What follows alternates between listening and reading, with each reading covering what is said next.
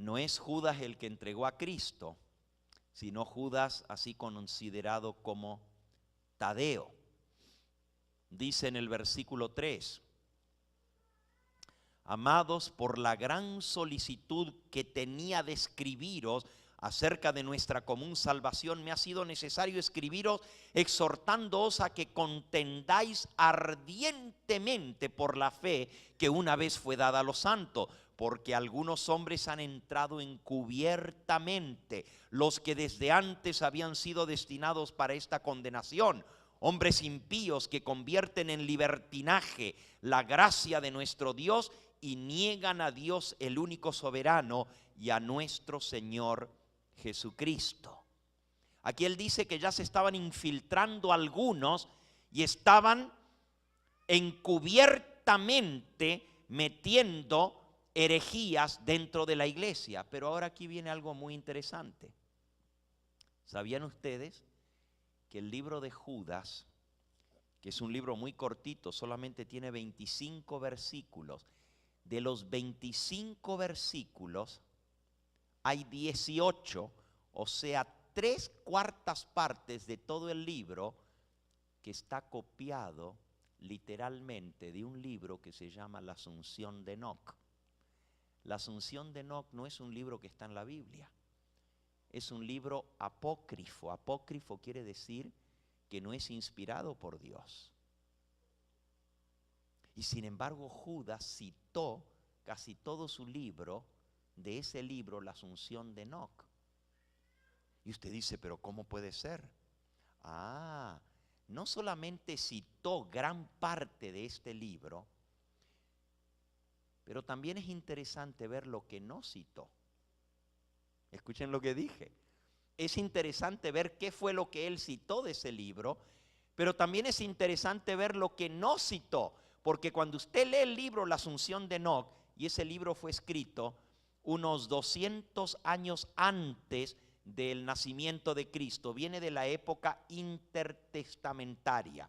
Intertestamentaria quiere decir entre los dos testamentos, o sea, entre Malaquías y entre Mateo pasaron 400 años que no hubo profeta de Jehová en Israel. Nadie escribió ningún libro inspirado por Dios en esa época, pero se escribieron muchos otros libros, y uno de esos fue La Asunción de Enoc. No se conocía nada de eso hasta que en 1950 en las cuevas de Qumran en el Mar Muerto se descubrieron los manuscritos del Mar Muerto, y ahí se encontraron copias no solo de los libros del Antiguo Testamento, sino de muchos otros libros que circulaban en aquella época, en la época de Cristo, o 200 años antes de que Cristo naciera. Y uno de esos libros que se descubrió es La Asunción de Enoc. Pero La Asunción de Enoc no es un libro inspirado por Dios. Cuando usted lo lee completo, yo no tengo el tiempo de explicarles, ni es importante que sepamos las barbaridades que dice ese libro. Menciona un montón de cosas que son ficción, que son imaginación del autor. Sin embargo, Judas cita un montón de esas cosas en su epístola. Y cuando se viene descubriendo esto hace 50 años atrás, en 1950, cuando descubren ese libro, la sorpresa de los investigadores de la Biblia fue que encontraron que lo que Judas había escrito en su libro estaba tomado del libro La Asunción de Enoc. Y algunos se espantaron y dijeron, pero ¿cómo puede Judas estar citando este libro que no es un libro inspirado? ¿Quiere decir eso que Judas no estaba inspirado? Todo lo contrario, se necesita tanta inspiración para saber qué citar como para saber qué no citar. Por ejemplo, Judas viene citando La Asunción de Enoc, y justamente se saltea o se pasa por alto declaraciones que hace ese libro, La Asunción de Enoc, que estarían en contra de lo que dice el resto de la palabra de Dios, y hubiera sido base suficiente para saber que no era inspirado, porque Dios no se contradice. ¿Por qué Judas citó ese libro? Porque muchas de las cosas que dice ese libro están bien, pero hay un montón de otras cosas que no están bien. Y la pregunta es, ¿y entonces por qué Judas lo cita? Porque él supo qué citar y qué no citar. Vuelvo a lo mismo. Cuando Elena de White cita libros de historia, es sumamente interesante ver, cuando usted viene comparando cómo ella viene citando en El conflicto de los siglos, un libro de historia, y luego se saltea justo una frase y sigue más adelante. Y usted dice, ¿por qué ella no citó esto? Si estaba copiando toda esa frase, ¿por qué no citó eso? Es tan interesante saber qué fue lo que ella citó como saber lo que ella no citó. Porque lo que no citó es justamente lo que no está de acuerdo con la palabra de Dios. Igual que Judas. ¿Qué nos enseña todo esto? Y solamente les estoy respondiendo a una de las acusaciones que se ha levantado contra Elena de White.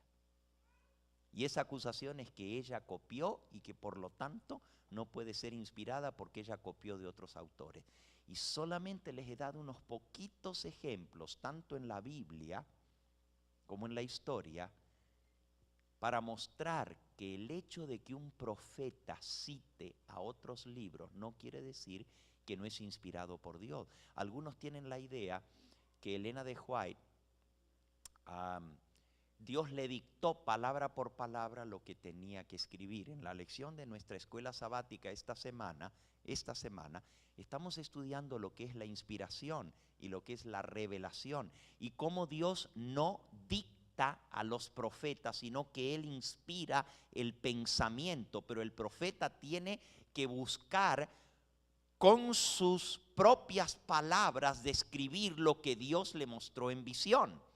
Elena de White hizo exactamente lo mismo como los profetas de antaño.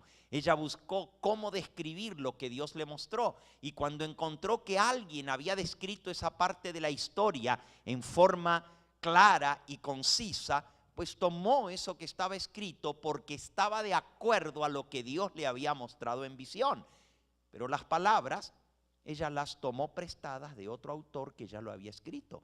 Pero en medio de lo que ella toma prestado, se saltea algunas partes. ¿Por qué? Cuando ustedes leen lo que ya se salteó, se dan cuenta por qué lo salteó, porque no está de acuerdo con la palabra de Dios. Quiere decir que hay tanta sabiduría en lo que Dios le reveló a ella y la iluminación del Espíritu Santo para poder saber qué citar y qué no citar. Bien, por aquí voy a dejar ese punto. Vuelvo y enfatizo el punto que estábamos viendo. El enemigo, y ahora les leo una nueva cita. Página 182 del libro Eventos de los Últimos Días. El enemigo ha hecho esfuerzos magistrales para perturbar la fe de nuestro pueblo en los testimonios. ¿Cuáles son los testimonios? ¿A qué se le llaman los testimonios? Hermanos, ¿están dormidos ustedes? ¿Qué son los testimonios? El espíritu de profecía. Estos libros les llamamos los testimonios del espíritu de profecía. El enemigo ha hecho esfuerzos magistrales para perturbar la fe de nuestro pueblo en los testimonios. Esto es precisamente lo que Satanás se propuso que ocurriera. Y los que han estado preparando el camino para que la gente no preste atención a las advertencias y a los reproches de los testimonios del Espíritu de Dios, verán que una ola de errores de toda clase aparecerán dentro de la iglesia. Es el plan de Satanás debilitar la fe del pueblo de Dios en los testimonios. Luego sigue el escepticismo respecto de los puntos vitales de nuestra fe, los pilares de nuestra iglesia.